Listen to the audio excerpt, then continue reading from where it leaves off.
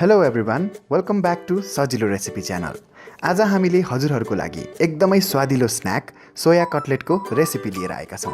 Soya cutlet बनाउनको लागि हामीले लिएका छौँ 2 कप उपकार ब्रान्डको सोया चङ्क्स, जसलाई 10 मिनेटको लागि पानीमा भिजाउनुपर्छ।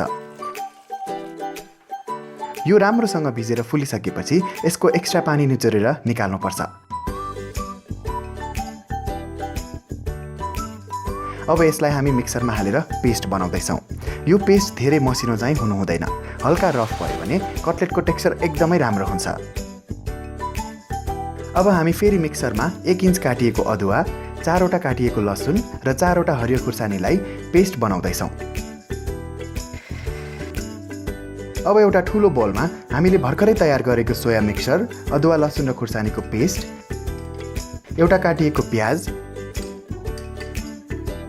काटिएको धनिया, त्यसैगरी स्वादअनुसार नुन, 1 टीस्पुन कश्मिरी रातो खुर्सानीको धुलो, 1 टीस्पुन चाट मसला, 1 टीस्पुन गरम मसला र 2 टेबलस्पुन बेसन एड गर्दैछौँ। बेसनले चाहिँ यो मिक्सरलाई एक अर्कामा टाँसिन मद्दत गर्छ। अब यसलाई हामी राम्रोसँग मिक्स गरेर गोलो प्याटिजको सेप बनाउनुपर्छ।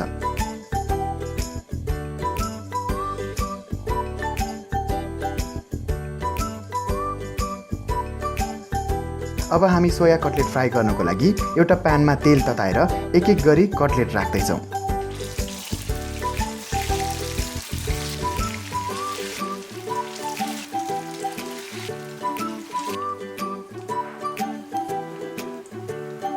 यो कटलेट दुवै साइडबाट ब्राउन कलर नहुन्जेलसम्म 3 देखि 4 मिनेटको लागि फ्राई गर्नुपर्छ।